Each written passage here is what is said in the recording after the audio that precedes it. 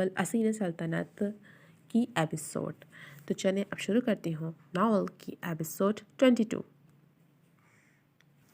بس آئرہ اٹھو، کچھ کھایا تم نے؟ وہ اب خاموش ہو گئی تھی۔ کھڑکیوں پر پڑے پردوں سے چھن کر آتی سورج کی تیز کرنیں اب پورے کمرے میں پھیل رہی تھیں۔ بھوک نہیں ہے مجھے۔ وہ پیچھے کو ہوتی بیڈ گراؤنڈ سے ٹیک لگا کر آنکھیں موند گئی۔ مروان نے بغور اس کے سراپے کا جائزہ لیا تھا، جو بسکٹی رنگ شلوار سوٹ میں ملبوس بکھرے سے حلیے میں بہت تھکی تھکی سی لگ رہی تھی۔ رنگت میں پیلاہٹ سے گھل گئی تھی، خمدار پلکوں پر ٹھہری نمی اس کے غم کی گواہ تھی۔ ایک ہی دن میں چہرہ کملا سا گیا تھا۔ گھنگھریالے بالوں کو سلجھانے کی زحمت نہیں کی گئی تھی جن کا میسی سے جوڑا بنا رکھا تھا۔ کیوں بھوک نہیں ہے؟ کل سے بھوکی ہو، اس طرح تو بیمار پڑ جاؤ گی۔ وہ اٹھ کر سائڈ ٹیبل کی جانب بڑھا اور انٹرکام کے ذریعے ملازمہ کو ناشتہ لانے کی ہدایت کرتا وہ کچھ سوچ کر ساتھ ہی بیٹھ گیا تھا۔ آئرہ؟ اس نے آنکھیں موندے بیٹھی آئرہ کو پکارا۔ اس نے ہنکارا بھرا، آنکھیں ہنوز بند تھیں۔ اگر میں ہمارے رشتے کو لے کر کوئی فیصلہ لوں تو تمہیں کوئی اعتراض تو نہیں؟ آئرہ نے ایک دم آنکھیں کھولی تھیں۔ کیا کہنا چاہتے ہو؟ کھل کر کہو، پہلیاں نہ بجھاؤ۔ رونے کی زیادتی کے باعث آواز بھرا سی گئی تھی، حلق میں خراشیں سی پڑ گئی تھیں۔ آج پھپھو کا سوئم ہے، اس کے بعد تم میرے ساتھ گھر چل رہی ہو۔ یاد ہے نا پھپھو نے تمہاری رخصتی کر دی تھی؟ آئرہ نے سپاٹ نظروں سے اس کے سنجیدہ چہرے کو دیکھا تھا۔ میں اس گھر میں کبھی نہیں جاؤں گی جہاں میرے والدین کا قاتل رہتا ہے، اس نے تلخ لہجے میں کہا۔ مگر وہاں تمہارا شوہر بھی تو رہتا ہے، اس نے قائل کرنا چاہا۔ میرا اتنا بڑا ظرف نہیں ہے مروان کہ میں صبح شام اپنے ماں باپ کے قاتل کا چہرہ دیکھوں اور پھر بھی خاموش رہوں۔ اس نے درشکتگی سے بولتے اس کا ہاتھ جھٹک دیا۔ کیا چاہتی ہو پھر؟ اس نے بغور اس کے تاثرات کا جائزہ لیا تھا۔ فی الحال میں اپنا گھر چھوڑ کر کہیں نہیں جا رہی، تمہیں جانا ہے تو جاؤ۔ وہ تلخ مزاجی سے گویا ہوئی تھی۔ تمہیں اکیلا چھوڑ کر تو میں کہیں نہیں جا رہا۔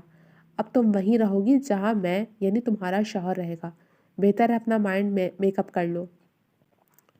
وہ سرد لہجے میں بولتا اس کا گال تھپتھپا کر دروازے کی جانب بڑھا تھا جہاں ابھی کسی نے دستک دی تھی۔ شکریہ کشمالبی۔ اس نے مسکرا کر ناشتے کی ٹرے تھام کر شکریہ ادا کیا تو وہ مسکراتی ہوئی وہاں سے نکل آئی تھی۔ چلو اٹھو۔ اس نے بیڈ پر ہی ٹرے رکھنی چاہی تو وہ اپنے پاؤں سمیٹ گئی۔ مجھے بھوک نہیں۔ وہ ہنوز اسی لہجے میں گویا ہوئی تھی۔ میں نے تم سے پوچھا نہیں ہے آئرہ، فوراً اٹھ جاؤ، بہت ہو گئی تمہاری ضد۔ چھوٹی بچی نہیں ہو تم جو ہر معاملے میں ضد کرنا ضروری ہے۔ وہ اس کے مسلسل انکار سے ضد ہوتا اس بار سخت لہجے میں ڈپٹ کر بولا جس نے ناگواری سے گھورتے رخ پھیر لیا تھا، جبکہ وہ ایک گہری اور سرد آہ خارج کرتا ڈبل روٹی کے سلائس پر مکھن لگاتا دوسرے ہاتھ سے اس کا چہرہ پکڑ کر اس کا رخ اپنی جانب موڑ چکا تھا۔ آہ! وہ گردن میں اچانک سے جھٹکا لگنے پر سسکی بھر کر رہ گئی تھی۔ منہ کھولو جلدی۔ اس نے گھورتی نگاہوں سے اس کے بھیجے لبوں کی جانب اشارہ کیا۔ بھوک نہیں ہے مجھے۔ اس کی زبردستی پر نہ جانے کیوں آنکھیں نم ہوئی تھیں جبکہ وہ دیکھتا رہ گیا۔ اچھا ایک سلائس کھا لو یار، میری خاطر۔ اس بار اس کے لہجے میں محبت تھی، وہ نہ چاہنے کے باوجود سلائس لینے کی غرض سے ہاتھ بڑھا چکی تھی جس نے جھٹ ہاتھ پیچھے کو کھینچا تھا۔ اب کیا ہے؟ اسے تب چڑھی تھی۔ منہ کھولو، اس نے سرد لہجے میں کہا تو آئرہ کو چاروں نہ چار منہ کھولنا پڑا تھا جو اب یک سوئی سے ماتھے پر ایک بھی شکن لائے بغیر بڑی توجہ سے اپنے ہاتھ سے کھلا رہا تھا، جبکہ وہ ہر بار بائٹ لیتی دوسرے کے لیے انکار کر رہی تھی مگر پھر اس کی گھورتی نگاہوں سے خائف و سر جھٹک کر خاموشی سے کھانے لگی تھی۔ نوالا چباتے چباتے وہ عجیب سی کیفیت میں گھری ٹرانس میں اسے دیکھے گئی۔ اپنی کون کون سی حماقتیں یاد نہ آئی تھیں۔ وہ زندگی میں آئی مشکلات کا اسے ملزم ٹھہراتی، سب سے پہلے اس کا ہاتھ جھٹک دیا کرتی تھی۔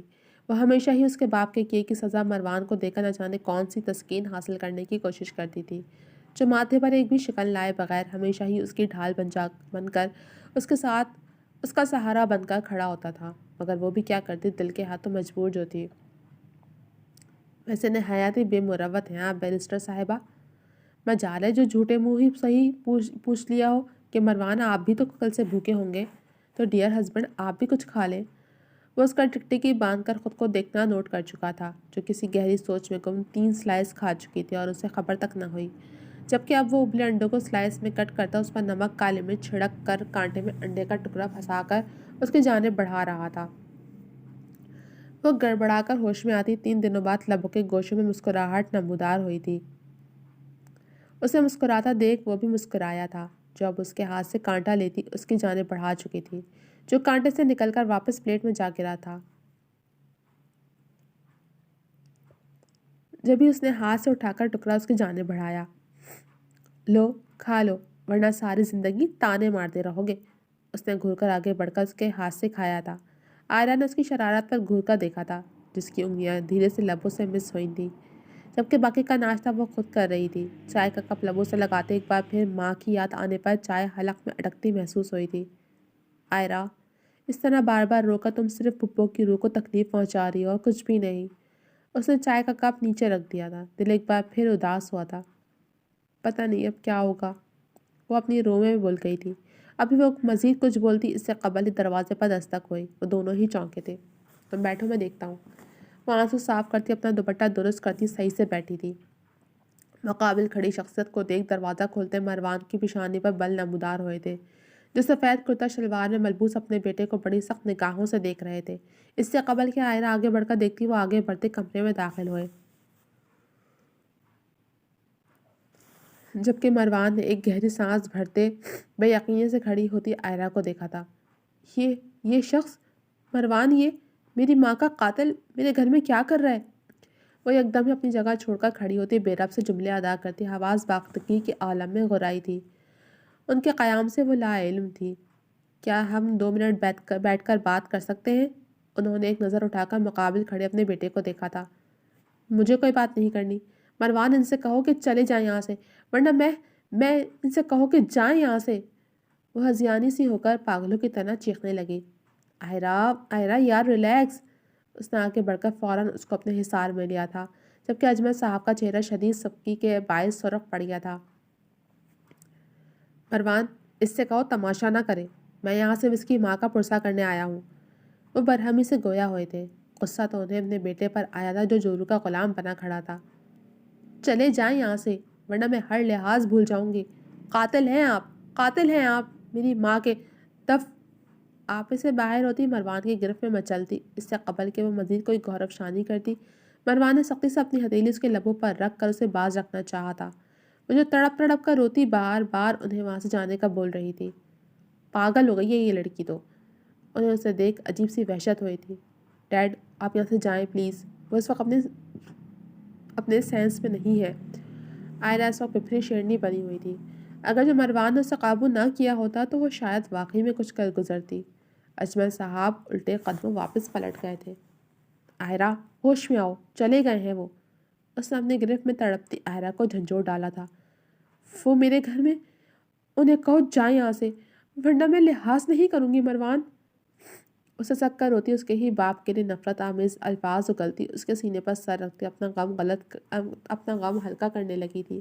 جو بھی تھا، مگر مروان کو آئرہ کا اس طرح اپنے باپ سے بدتمیزی کرنا ایک آنکھ نہ بھایا تھا۔ مگر وہ اس کی حالت کے پیش نظر خاموش رہا تھا۔ اسے پرسکون کرنے کی خاطر اپنے لب اس کے سر پر رکھتا مسلسل کمر سہلا رہا تھا۔ مروان کے سمجھانے بجھانے کے بعد وہ بہت ضبط سے الہی ہاؤس کے مہمان خانے میں موجود اجمل صاحب کی موجودگی برداشت کر رہی تھی۔ دور کے رشتہ داروں کی واپسی کے باعث دوسرے دن ہی سوئم رکھ لیا گیا تھا۔ الہی ہاؤس کے ہال میں موجود خواتین قرآن پاک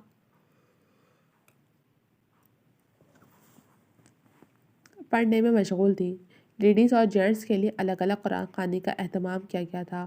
آئرہ کی حالت دیکھ نشاط بیگم کا دل پسیج گیا تھا۔ وہ ان کے بھائی کی اکلوتی لاڈلی بیٹی تھی۔ پہلے پہل تو وہ بے رخی برت رہی تھی، جبکہ وہ مزید ضبط نہ کرتی خاموش بیٹھی آئرہ کی جانب بڑھی تھی۔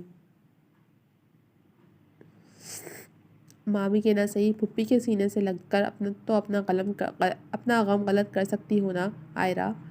وہ کتنی دیر خاموش نگاہوں سے انہیں دیکھتی رہی تھی اور پھر آگے بڑھ کر سینے سے لگتی ہچکیوں سے رو پڑی تھی۔ بس بچے صبر کرو، تمہاری ماں اتنی ہی زندگی لکھوا کر لائی تھی۔ آئرہ کو سسکتا دیکھ دوسری رشتہ دار خواتین نے اس کو دلاسا دیا تھا، جبکہ نشاط خود بھی رو رہی تھی۔ دھیرے دھیرے وہ دونوں ہی خاموش ہو گئی تھیں۔ سورج ڈھل کر ہر سو تاریکی کی سیاہ چادر اڑھانے کو تھا۔ شام کا وقت تھا۔ فاتحہ کے بعد تقریباً سبھی مہمان رخصت ہو چکے تھے۔ اس وقت الہی ہاؤس میں بس قریبی رشتہ دار ہی موجود تھے۔ اجمل صاحب اور نشاط بیگم بطور سرپرست اب تک وہیں موجود تھے۔ جنازے میں بہت سے سیاسی احباب نے شرکت کی تھی۔ مروان وہاں آیا تو اپنی ماں اور عائرہ کو ایک جگہ خاموش بیٹھا پایا۔ وہ کچھ سوچ کر مردان خانے کی جانب بڑھا تھا۔ بابا، انکل، آپ لوگ بھی مما لوگوں کی طرف آ جائیں، مجھے آپ سب سے کچھ ضروری بات کرنی ہے۔ اس وقت اجمل صاحب کے کچھ سیاسی دوست احباب بھی موجود تھے۔ مروان کو اپنی بات کرنے کے لیے یہ وقت سب سے بہترین لگا تھا۔ اجمل صاحب نے بغور اپنے بیٹے کی سنجیدہ صورت دیکھی تھی۔ تم چلو، ہم آتے ہیں۔ وہ سر جھٹکتا ڈرائنگ روم سے نکل آیا تھا۔ مما، جی بیٹا۔ مروان کے پکار پر سب نے ہی چونکا اس کی جانب دیکھا تھا، جبکہ عقب سے قریب نظر آتے مردوں کو دیکھ کر سبھی خواتین سیدھی ہو کر بیٹھی تھی۔ یہ موقع نازک ضرور ہے مگر اہم بھی ہے، اور مجھے لگتا ہے کہ اب ہمیں یہاں موجود تمام لوگوں کو حقیقت بتا دینی چاہیے۔ اس نے ایک نظر باپ پر ڈال کر خاموش بیٹھی عائرہ کو دیکھا۔ کیا کہنا چاہتے ہو مروان؟ انہیں کھٹکا ہوا تھا۔ بابا، میرے خیال سے آپ کو عائرہ کے بارے میں بتا دینا چاہیے تھا، یا پھر میں خود بتا دوں۔ عائرہ نے چونک کر سر اٹھایا تھا۔ البتہ اجمل صاحب نے بیٹے کی لہجے کی شفافیت دیکھ لب بھینچ لیے تھے۔ کیا بات ہے میاں، اب بول بھی دو، اتنا تجسس کیوں پھیلا رہے ہو؟ یہ ان کی دور کی خالہ تھی، جو ذرا تنک کر بولی تھی۔ خالہ بھی، آپ سب ہی لوگ جانتے ہیں کہ میری پیاری مرحومہ بہن زمر تو اب اس دنیا میں نہیں رہی، تو عائرہ بچی اب بالکل اکیلی ہو گئی ہے۔ تو ہم نے یہی فیصلہ کیا ہے کہ اب سے عائرہ ہماری ذمہ داری ہے اور ہم ہی اس کے سرپرست ہیں۔ انہوں نے تحمل مزاجی سے کام لیا تھا، جبکہ عائرہ نے خوخار نگاہوں سے مروان کو گھورا تھا، جس نے اسے خاموش رہنے کا اشارہ کیا۔ البتہ خواتین نے اس فیصلے پر انہیں ڈھیروں دعائیں دے ڈالی تھیں۔ جی، لیکن مجھے لگتا ہے کہ بابا آپ شاید مکمل حقیقت بتانے میں جھجک رہے ہیں۔ خیر، آپ پریشان نہ ہو، میں بتا دیتا ہوں۔ اس نے پرسکون انداز میں دھماکہ کیا۔ اجمل صاحب نے دانت پیس کر اپنے بیٹے کو باز رہنے کا اشارہ کیا، کیونکہ اس وقت ان کے بہت خاص اور قریبی دوست بھی وہیں موجود تھے۔ دراصل 2 روز قبل ہی بابا پھپھو کے پاس میرے اصرار پر عائرہ کا رشتہ مانگنے آئے تھے، مگر کچھ ذاتی رنجشوں کا دکھ تھا کہ اچانک ہی پھپھو کی طبیعت بگڑ گئی اور انہیں ہسپتال میں منتقل کیا گیا۔ شاید پھپھو کو اپنی مختصر زندگی کا علم ہو گیا تھا۔ ان کی آخری خواہش یہی تھی کہ وہ جانے سے قبل اپنی بیٹی کو محفوظ ہاتھوں میں سونپنا چاہتی تھیں۔ بس اسی وجہ سے ایمرجنسی میں بابا اور پھپھو کی رضامندی کے تحت ہسپتال میں ہی ہمارا نکاح پڑھا دیا گیا، اور پھپھو کی جانب سے رخصتی بھی ہو چکی ہے۔ وہ اپنی بیٹی کو اس کے شوہر کے سپرد کر کے اس دنیا سے گئی ہیں۔ تو بس آپ کو یہاں جمع کرنے کا مقصد عائرہ اور اپنے نکاح سے آگاہ کرنا تھا کہ عائرہ میری بیوی ہے اور اب سے وہ سلطان محل میں ہی رہے گی۔ ابھی پھپھو کا غم تازہ ہے تو ظاہر سی بات ہے ہم کوئی خوشی نہیں منا سکتے، مگر جلد آپ لوگوں کو دعوت ولیمہ میں مدعو کریں گے۔ وہ پرسکون انداز میں بولتا سب کے سروں پہ دھماکہ کر چکا تھا۔ اجمل صاحب بیٹے کے سیاست سے چلے گئے داؤ پر پہلو بدل کر رہ گئے تھے۔ یہ تو بہت اچھا اور نیک کام کیا ہے تم نے اجمل، ورنہ سچی مجھے تو کل سے سوچ سوچ کر ہال اٹھ رہے تھے کہ جوان جہان اکیلی لڑکی ہے، اس ظالم دنیا کا مقابلہ کیسے کرے گی۔ اچھا کیا جو بہن کے جانے سے قبل تمام اختلافات ختم کر لیے۔ اللہ پاک تم دونوں کی جوڑی سلامت رکھے، خوش رہو۔ خالہ بھی نے ساتھ بیٹھی عائرہ کے ڈھیروں بلائیں لے لی تھیں، جبکہ گردیزی صاحب نے سرخ پڑتے چہرے سے پہلے اجمل صاحب کو دیکھا اور پھر وہاں سے نکلتے چلے گئے، اور ان کے دیکھا دیکھی باقی سب وہی وہاں سے نکل آئے تھے۔ انہیں اجمل صاحب کی اس سیاسی حربہ پر جی بھر کر طیش آیا تھا، جو ہمیشہ سے عائرہ الہی کی مخالفت پر ان کے سامنے نفرت کا اظہار کرتے آئے تھے، اور اب اس قدر خاموشی سے اس لڑکی کو اپنی بہو بنا لیا تھا جس نے ان کی عزت اور نام خاک میں ملا دی تھی۔ ویسے میاں، کوئی مہینہ پہلے جو تمہاری منگنی ہوئی تھی اس سنہری بالوں والی لڑکی سے، تو اس کا کیا بنا؟ ان کے دماغ کی بتی ایک دم ہی روشن ہوئی تھی۔ وہ مہینہ بھر پہلے ہی ختم ہو گئی تھی۔ اس منگنی میں میری کوئی رضامندی شامل نہیں تھی خالہ بھی، وہ تو بس بابا کی ضد پر کر لی تھی، مگر اب ہمارے اور الہی خاندان کے درمیان دوبارہ سے مراسم بحال ہو گئے ہیں، اس نے پرسکون انداز میں کہا تھا، تو وہ خس کم جہاں پاک کے مترادف سمجھ کر سر ہلا گئی۔ عائرہ نے زخمی نگاہوں سے چلاک شخص کو دیکھا تھا۔ مبارک ہو بیٹا، اللہ تم دونوں کو جلد اولاد کی خوشیاں دکھائے۔ عائرہ جو بہت ضبط سے بیٹھی تھی، خاتون کی آواز سے مروان کو ایک سخت نگاہ سے نواسی بھاگ کر وہاں سے نکل آئی تھی۔ لگتا ہے شرما گئی۔